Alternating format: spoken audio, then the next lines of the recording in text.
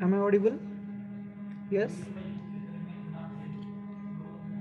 Yes, am I audible? Yes. Yes, am I audible? Yes, sir. Okay.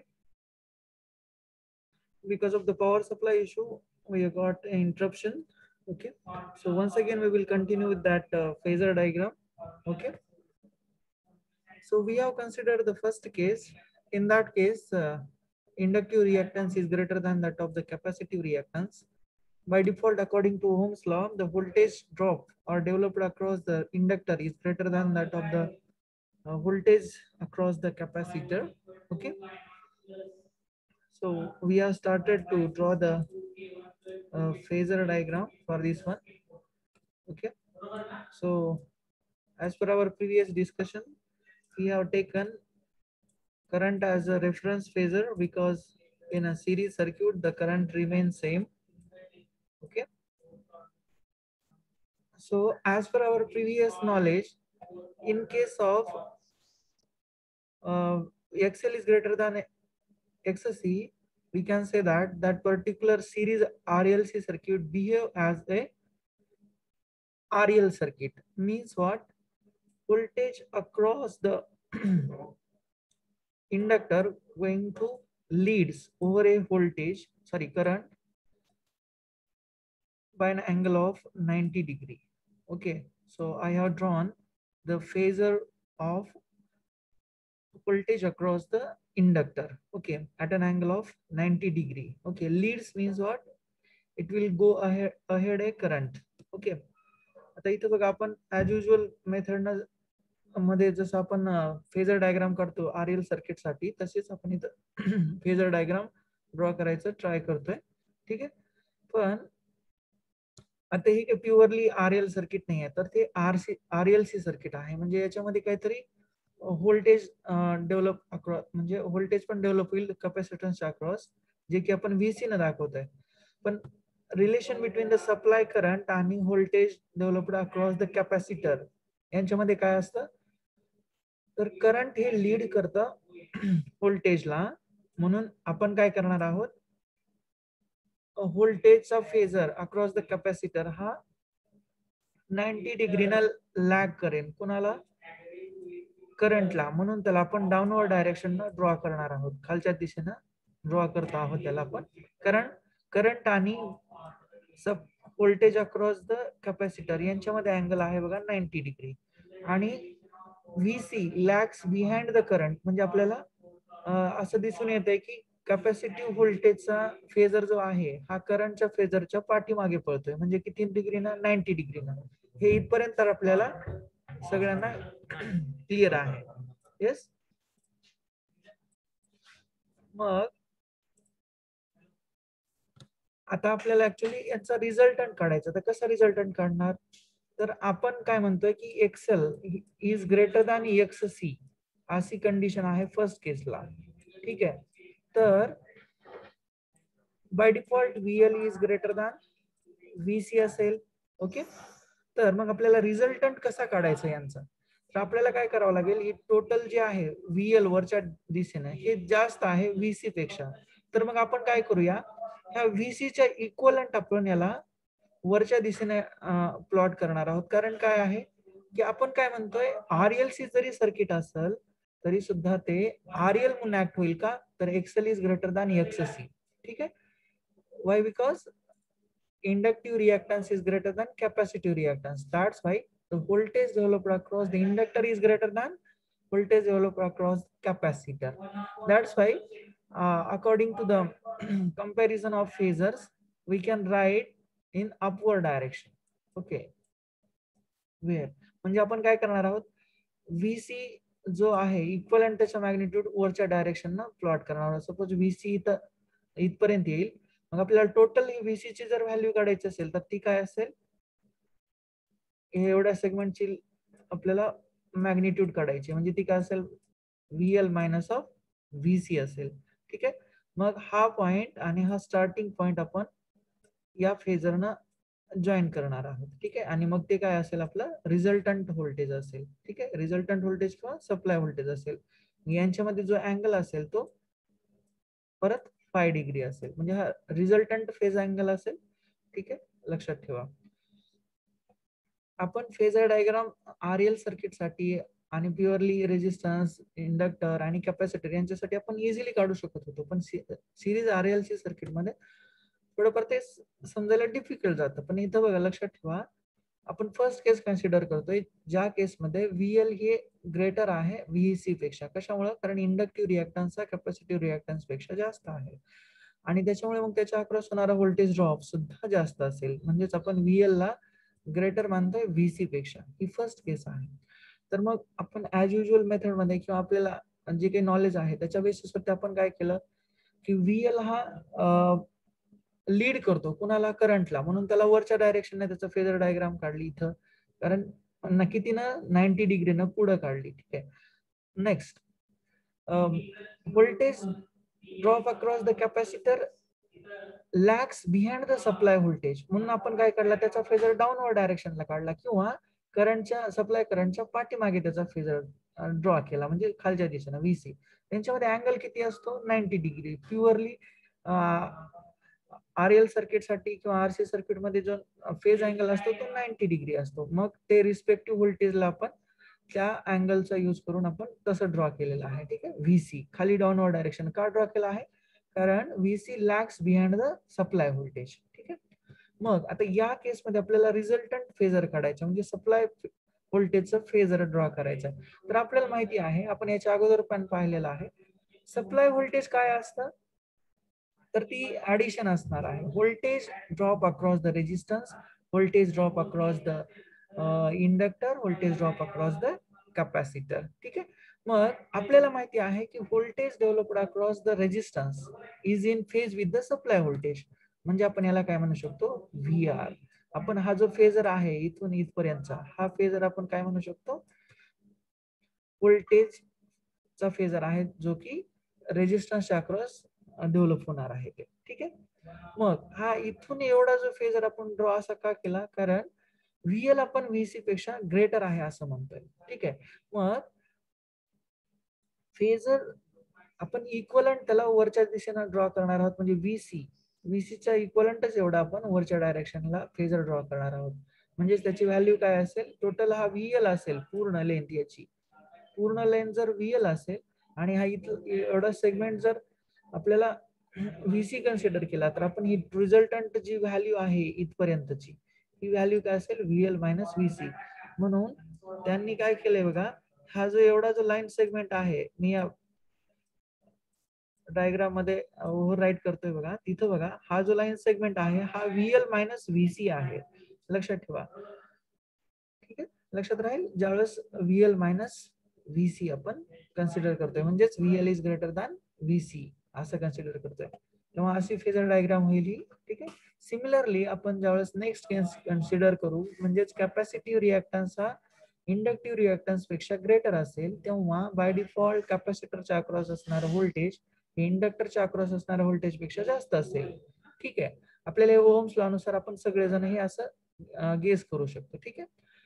मग त्याची phasor diagram आपल्याला कशी काढता येईल? आपल्याला अगोदर माहिती आहे की VC किंवा व्होल्टेज अक्रॉस द कॅपॅसिटर हा लॅग करतो कशाला?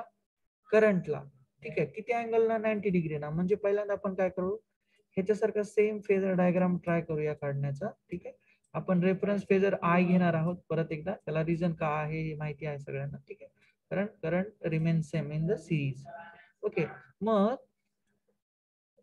सेकंड केस मध्ये VC is greater than VL. तर पहिल्यांदा आपण VC चं फेजर ड्रॉ करूया डाऊनवर्ड डायरेक्शन ना, because VC lags behind the supply current. Okay, by an angle of 90 degree. ठीक आहे, बाय एन अँगल ऑफ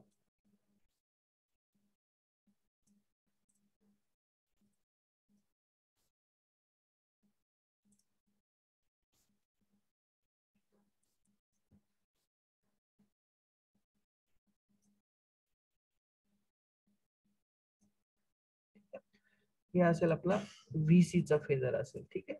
हे तर एवढं सगळ्यांना समजतं, कारण VC lags behind the supply current. Okay, आता केस काय आहे आपली, VC is greater than VL. Okay, म्हणजे रिझल्टंट आपला या क्वाड्रंट मध्ये येणार आहे, थर्ड क्वाड्रंट मध्ये. ठीक आहे, मग इथून एवढा जो फेजर जो असेल तो काय असेल, VC मायनस VL असेल. ठीक आहे, कारण VL हा VC पेक्षा लेस आहे. मग तो जो लाईन सेगमेंट असेल किंवा इथली एवढी जी लेंथ असेल ती कशाची असेल, VC मायनस VL ची असेल, आणि हा रिझल्टंट व्होल्टेज असेल.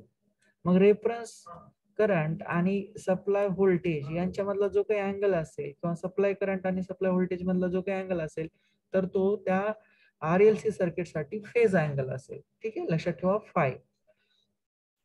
VC मायनस VL का लिहिलं सगळ्यांना समजलं असेल, कारण VC is greater than VL. ठीक आहे, मग VR आपण ड्रॉ कुठं करणार आहोत, VR same along the x axis because it is always in phase with the supply voltage, sorry supply current. म्हणून VR ला आपण कुठं ड्रॉ करणार आहोत, या एक्स एक्सिस वरती. ठीक आहे, VR फेजर डायग्राम अशी ड्रॉ करतात. तर VC मायनस VL का आलं, तर VC is greater than VL.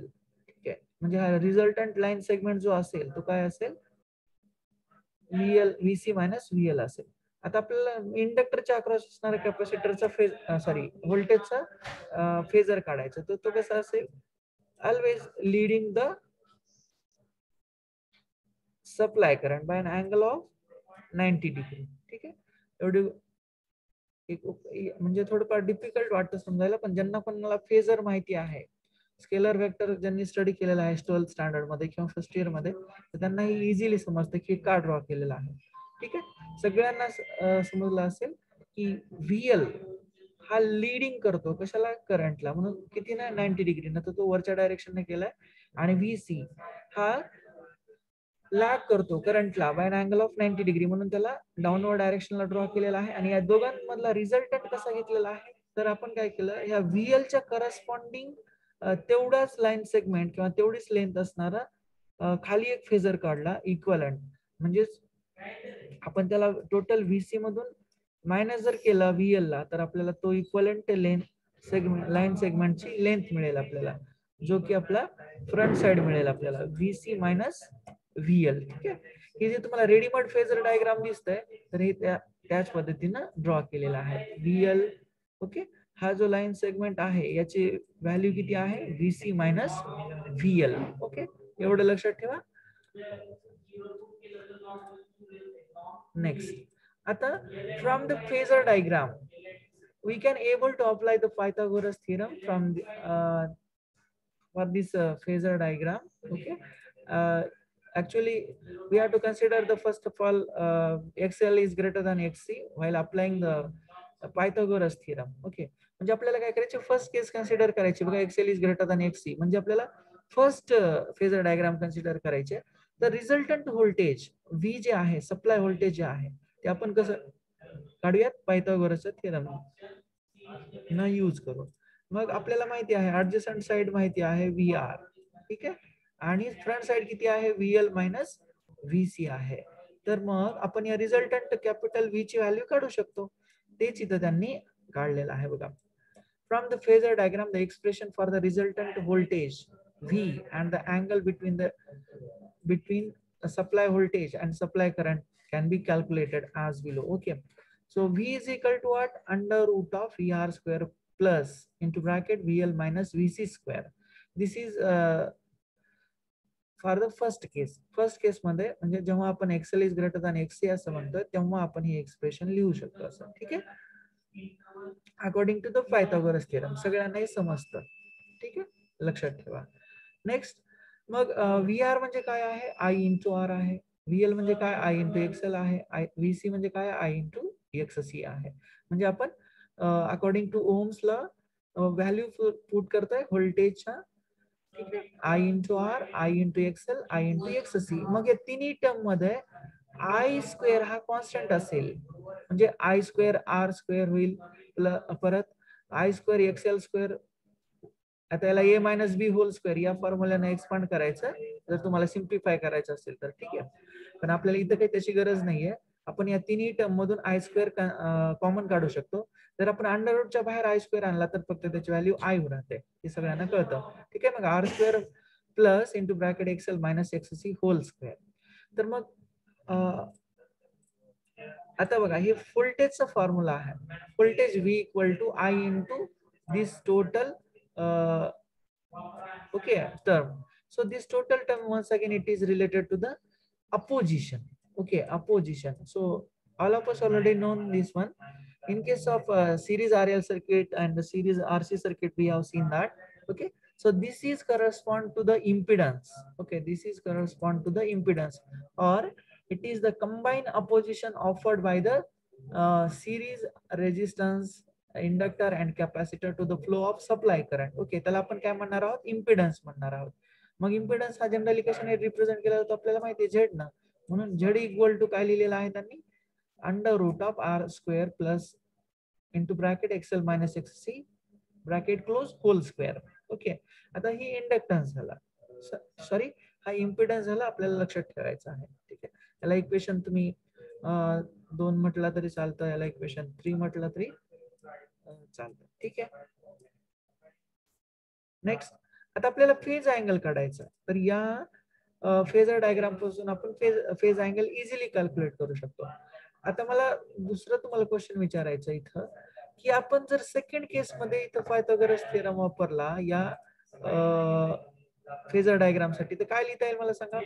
V is equal to what, under root of VR square plus into bracket VC minus VL whole square. ठीक आहे, हे पण तुम्हाला समजलं असेल. V is equal to what, V under root of VR square plus into bracket VC minus VL square. Okay, VC minus VL whole square. म्हणजे हे जे एक्सप्रेशन आहे ते आपण सेकंड केस साठी चेंज करू शकतो. कसं, VC minus VL whole square, बाकी सगळं सेम राहील. म्हणजे जेव्हा XC is greater than XL असेल तेव्हा काय होईल, इम्पिडन्सची व्हॅल्यू काय होईल, मग Z is equal to under root of R square plus into bracket XL. आता इथे XL नाही येणार, इथे XC मायनस XL येईल जेव्हा XC is greater than XL. म्हणजेच ते सर्किट RC सर्किट म्हणून बिहेव करायला लागेल, even though it is RLC circuit. Okay, because of over here XC is greater than XL, लक्षात ठेवा. ठीक आहे, मग तुम्ही या फेजर डायग्राम मध्ये पाहिलं तर तुम्हाला फेज अँगल काढणं खूप सोपं आहे. तो फेज अँगल कसा काढतो आपण आपल्याला माहिती आहे.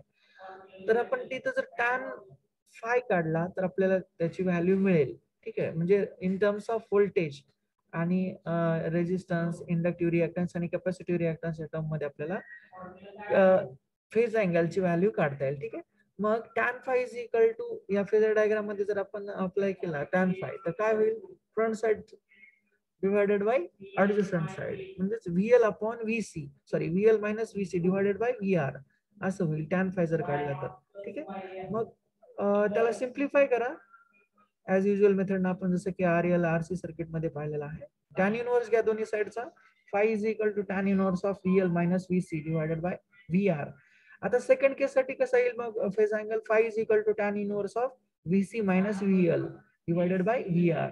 ठीक आहे, आपण सेकंड केस साठी सुद्धा इथं सायमल्टेनियसली लिहूया. सिंपल आहे, tan inverse of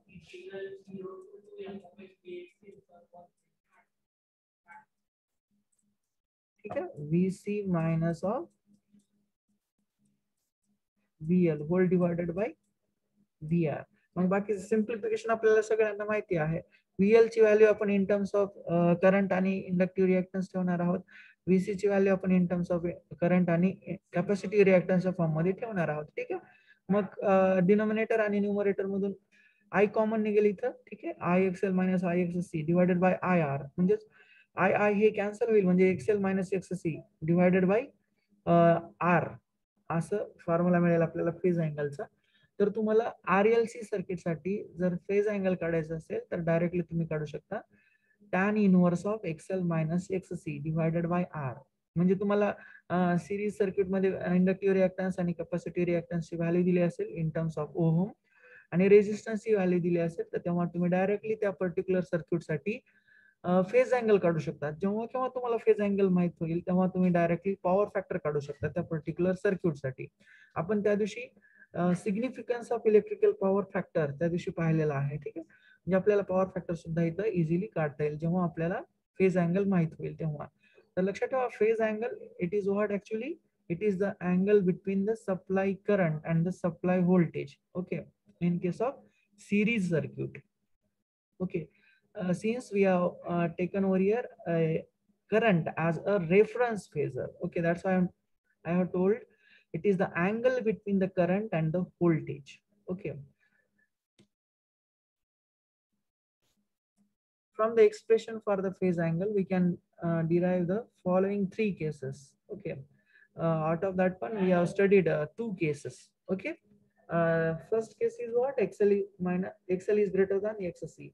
Means what? Inductive reactance is greater than capacitive reactance. In that case, that particular RLC circuit behaves like a series RL circuit. Okay, behave as a series RL circuit. म्हणजे काय होणार आहे, even though आपलं ते circuit RLC जरी असलं पण XL greater than XC असेल तर ते सर्किट RL सर्किट म्हणून बिहेव करायला लागेल. म्हणजे फक्त तिथं इंडक्टर आणि रेजिस्टन्स यांचाच इफेक्ट तुम्हाला दिसून येईल. Case 1, when XL is greater than XC, this phase angle is positive. For this one, phase angle is positive and circuit is inductive. Okay, the circuit behaves like a series RL circuit. ठीक आहे, आता त्यांनी phase angle हा positive का म्हटलेला आहे तर बघा, आपण फेजर डायग्राम जर आपण ऑब्झर्व केली तर तुम्हाला समजेल. तर फर्स्ट फेजर डायग्राम मध्ये बघा, XL is greater than XC म्हणजेच VL is greater than VC. Okay, मग आपण त्यासाठी फर्स्ट फेजर डायग्राम ड्रॉ केली होती. तर इथं बघा रिझल्टंट काय आहे, VL मायनस VC, या दोघांमधला VL आणि VC मधला. ठीक आहे, पण XL हा XC पेक्षा ग्रेटर असल्यामुळे आपल्याला रिझल्टंट फेजर हा वरच्या डायरेक्शनला करावं लागेल. म्हणजे फर्स्ट क्वाड्रंट मध्ये आपल्याला काय करावं लागेल, फेजर डायग्राम ड्रॉ करावं लागेल. मग फर्स्ट क्वाड्रंट मध्ये फेज अँगल हा आपल्याला पॉझिटिव्ह कन्सिडर करायचा आहे. समजतं ना एवढं फेजर डायग्राम किंवा फेजर रिप्रेझेंटेशन. फर्स्ट क्वाड्रंट मध्ये अँगल आपण पॉझिटिव्ह कन्सिडर करतो. ठीक आहे, लक्षात ठेवा, अँगल हा आपण पॉझिटिव्ह कन्सिडर करतो. नेक्स्ट केस मध्ये बघा, when XL is less than XC म्हणजेच inductive reactance is lesser than that of the capacitive reactance. म्हणजे आपल्याकडे जे सिरीज RLC सर्किट आहे त्याच्यामध्ये इंडक्टर आणि कॅपॅसिटर आणि रेजिस्टन्स हे सिरीज कॉम्बिनेशन आहे. पण आपण एक केस म्हणजे स्टडी करतोय त्याच्यामध्ये की एक्सेल हा लेस दॅन आहे XC म्हणजे इंडक्टिव्ह रिएक्टन्स हा कॅपॅसिटिव्ह रिएक्टन्स पेक्षा लेस असल्यामुळं काय होईल, इंडक्टरच्या अक्रॉस असणारा व्होल्टेज ड्रॉप हा कमी होईल अकॉर्डिंग टू ओम्स लॉ आणि कॅपॅसिटरच्या अक्रॉस होणारा व्होल्टेज ड्रॉप हा जास्त होईल. म्हणजेच आपल्याला काय करावं लागेल, ही फेजर डायग्राम सेकंड केसची कन्सिडर करावं लागेल. म्हणजेच आपल्याला VL आणि VC मध्ये रिझल्टंट व्होल्टेज काढावं लागेल आणि त्याचं फेजर आपल्याला फोर्थ क्वाड्रंट मध्ये काढावं लागेल.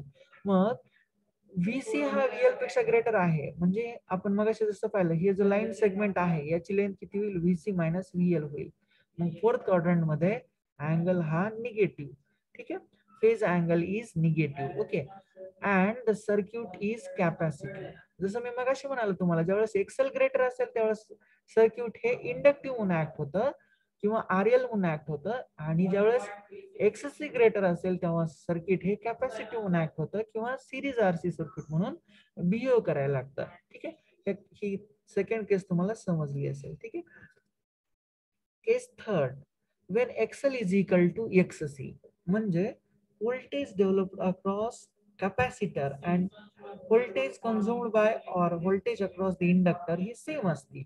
ठीक आहे, म्हणजे काय, VL is equal to VC, VL is equal to VC. या केस मध्ये काय आहे, VL is less than VC.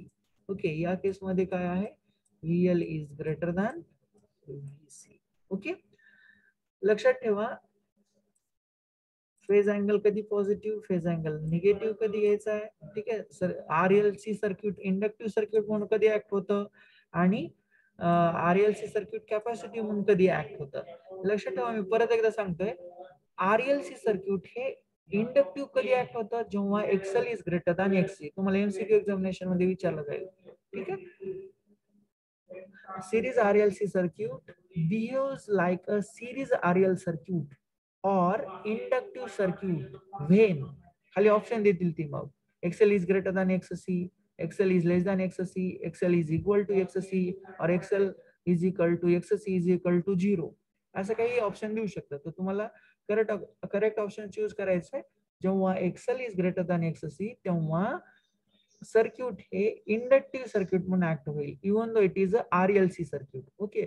आणि आपण त्याला आणखी काय म्हणणार आहोत, RL सर्किट म्हणून ते बिहेव करायला लागेल. सेकंड केस मध्ये बघा, असा MCQ विचारला जाऊ शकतो तुम्हाला की in a series RLC circuit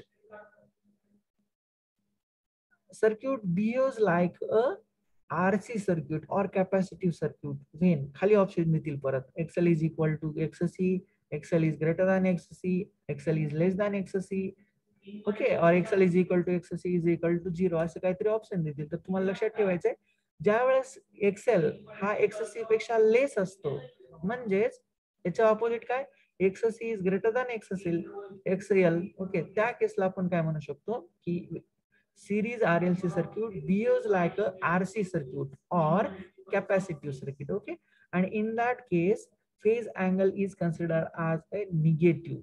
Okay, phase angle is considered as negative. In first case it should be considered as a positive. Okay, why? Because means what, this phasor diagram lies in first quadrant. Okay, in second case phasor diagram is lies in fourth quadrant. That's why he has considered phase angle as a negative. Okay.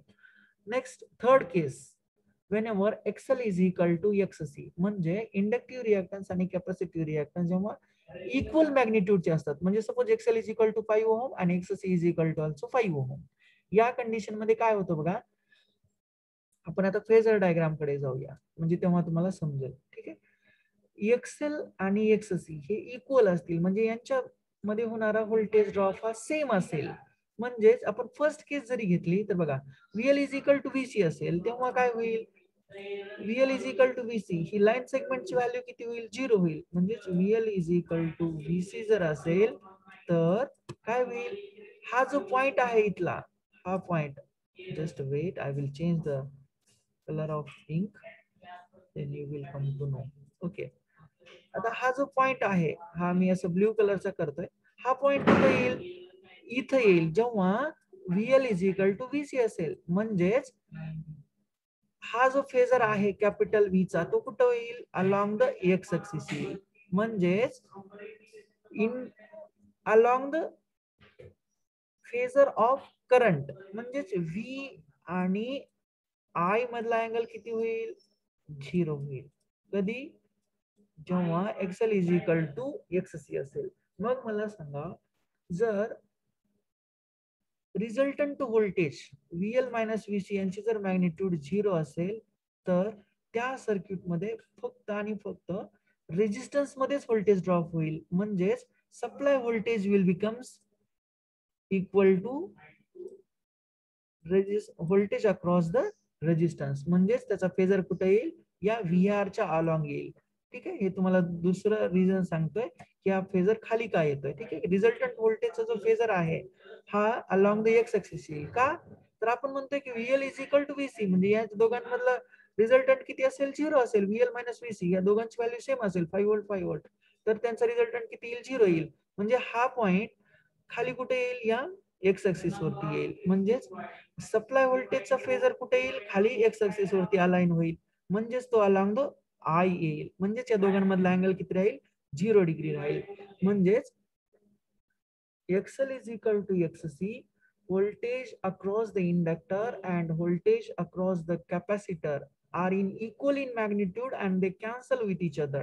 Okay, so resultant voltage drop across the L and C will be 0. Okay, so the total voltage will come across the resistance only. Okay, आता हे आपण circuit पाहिलं, इथं बघा,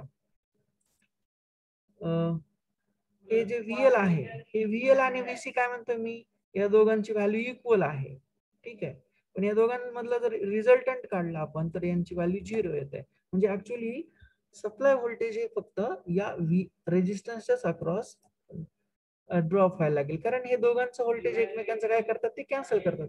कारण तुम्हाला मी त्या दिवशी सांगितलेलं आहे की इंडक्टर हा सुद्धा एनर्जी स्टोअर करतो आणि कॅपॅसिटर सुद्धा एनर्जी स्टोअर करतो. मग यांच्या अक्रॉस होणारं जे काही व्होल्टेज डेव्हलपमेंट आहे ते एकमेकांना कॅन्सल करतील. म्हणजेच या दोघांमध्ये अक्रॉस होणारा जो व्होल्टेज ड्रॉप आहे तो एकमेकांना कॅन्सल करेल. म्हणजेच त्या दोघांमधलं जे व्होल्टेज आहे ते 0 व्हायला लागेल. मग सप्लाय व्होल्टेज टोटली कुठे येईल, या रेजिस्टन्सच्या अक्रॉस सप्लाय व्होल्टेज येईल. ठीक आहे, समजलंय सगळ्यांना? लक्षात ठेवा, VL is equal to VC at that condition phase angle is equal to 0. Okay, phase angle 0 का होतो? लक्षात ठेवा, फेजर काय करतो, या पॉइंट पासून या पॉइंट पर्यंत येतो, कारण या दोघांमधला अँगल 0 आहे. म्हणजेच VL मायनस VC ची व्हॅल्यू 0 आहे. म्हणजेच हा पॉइंट इथं आहे. ठीक आहे, हा पॉइंट इथं आहे. लक्षात ठेवा, कारण आपण VL मायनस VC म्हणजे काय, ह्या लाईन सेगमेंटचं लेंथ असं म्हणतोय आपण, VL मायनस VC. जेव्हा VL इक्वल टू VC असेल तेव्हा या दोघांमधला डिफरन्स काय असेल, 0 असेल. म्हणजेच हा पॉइंट इथं येईल. म्हणजेच सप्लाय व्होल्टेज जे आहे ते अलॉंग द एक्स ऍक्सिस येईल. म्हणजेच अलॉंग द सप्लाय करंटच्या फेजरच्या अलॉंग येईल. म्हणजेच या दोघांमधला अँगल किती असेल, 0 असेल. लक्षात ठेवा. म्हणजे ज्यावेळेस XL is equal to XC असेल तेव्हा series RLC circuit behave as a purely resistive circuit. लक्षात ठेवा, जेव्हा XL is equal to XC असेल तेव्हा इंडक्टिव्ह रिएक्टन्स आणि कॅपॅसिटिव्ह रिएक्टन्स एकमेकांना कॅन्सल करतील. तेव्हा सिरीज RLC सर्किट हे प्युअरली रेजिस्टिव्ह सर्किट म्हणून बिहेव करायला लागेल. ठीक आहे, म्हणजेच फक्त आणि फक्त रेजिस्टन्सच्या अक्रॉस व्होल्टेज ड्रॉप होईल. ठीक आहे, the circuit behave as a purely resistive circuit in case of XL is equal to XC. Okay, so with this one we have completed this unit. Okay, MCQ on this article, how it will be asked means what, they will ask you the condition when the series RLC circuit behave as an inductive or RL series circuit, or they will ask you also when the phase angle is positive in series RLC circuit, when the phase angle is negative in the series RLC circuit, when the series RLC circuit is behave as a RC circuit, or when the series RLC circuit behave as a capacitive circuit. Okay, असं तुम्हाला MCQ विचारलं जातील. या 3 statement वरती compulsory question येईल तुम्हाला. ठीक आहे, नेक्स्ट. आणि तुम्हाला असं पण विचारलं जाईल की प्युअरली रेजिस्टिव्ह सर्किट म्हणून कधी ऍक्ट होईल सिरीज RLC सर्किट, तर केव्हा होईल, XL is equal to XC असं असेल तेव्हा. ठीक आहे, if any doubt regarding this series RLC circuit, let me know. Otherwise I will stop over here. Okay, and with this one we will complete this AC circuit. Okay, any doubt regarding this one, please let me know. Meanwhile I will note down your attendance.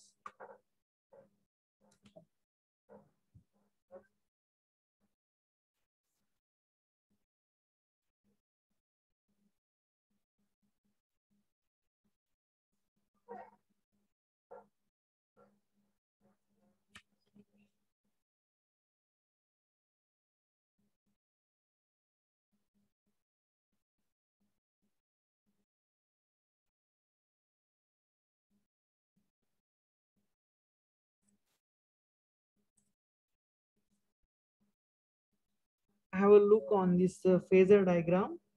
Okay.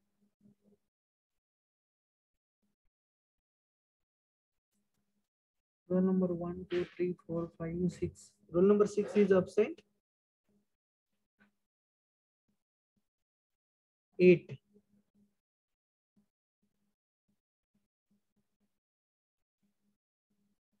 11 absent.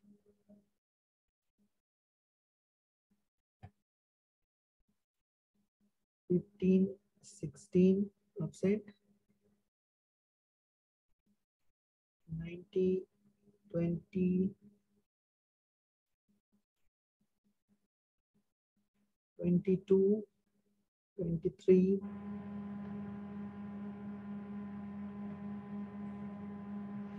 25 absent.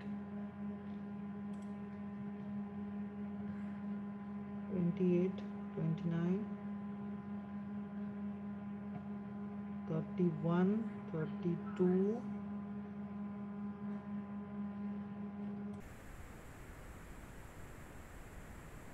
36,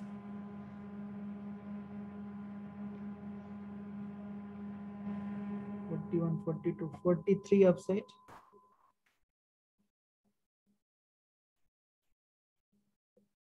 47, 49, 50, 50 upside. Right to 53 absent.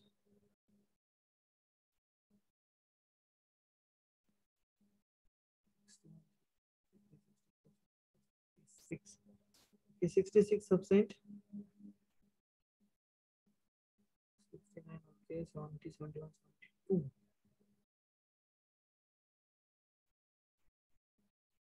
72 also absent. Okay.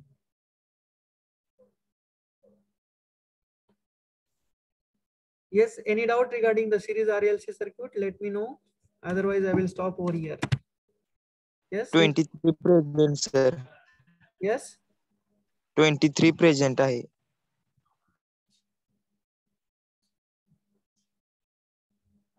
23 is present.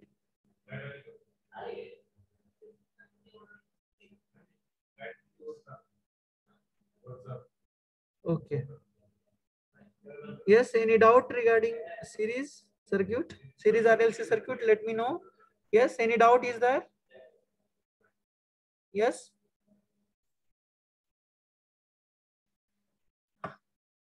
You will feel the somewhat difficulty in phasor diagram of a series RLC circuit, but it is not like that. Okay, it is simple one. Just correlate the things. Okay, XL is greater than XC means what? By default VL is greater than VC. Okay, and how the phasor diagram is drawn for the resultant of them. Okay, so we remember that. Okay, today I will stop over here. And next class, at evening class, we will start the fourth unit. That is what the polyphase AC circuit. Okay. So today we will stop over here. Thank you.